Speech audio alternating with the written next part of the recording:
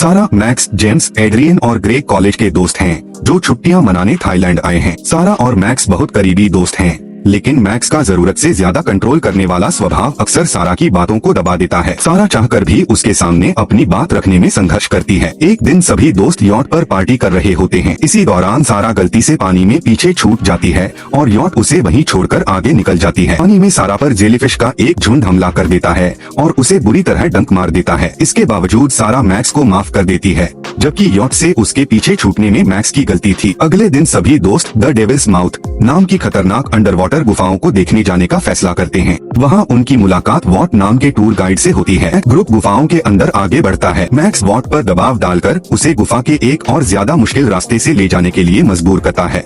रास्ते में उन्हें पता चलता है कि समुद्र का खारा पानी गुफाओं के अंदर तक भर चुका है, जिसकी वजह से वहाँ रहने वाले मीठे पानी के जीव जंतु मर चुके हैं। तभी सारा को पता चलता है कि ग्रुप की निगरानी करने वाला एक गोताखोर घायल हो चुका है। उन्हें उस गोताखोर का टूटा हुआ मास्क मिलता है। खतरा देखकर वॉट सभी को तुरंत गुफा से बाहर निकलने के लिए कहता है। तभी अचानक एक विशाल बुल शार्क ग्रुप पर हमला कर देती है और ग्रेग को मार डालती है। बाकी लोग किसी तरह एक चट्टान के किनारे जाकर शरण लेते हैं। इधर शार्क वॉट तक भी पहुंच जाती है और उस पर हमला करके उसे मार देती है। लेकिन तभी एड्रियन का पैर फिसल जाता है और वह पानी में गिर जाती है।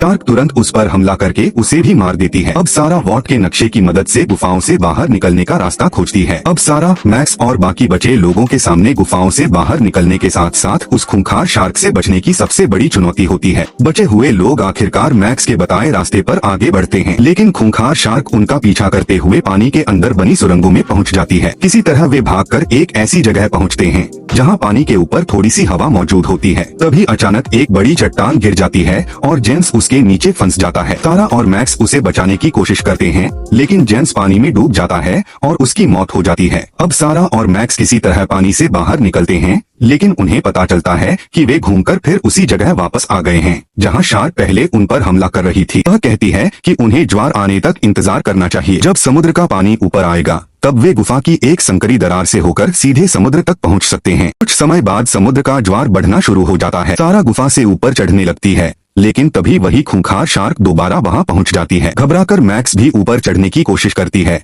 लेकिन उसके घायल हाथ की वजह से वह चढ़ नहीं पाती।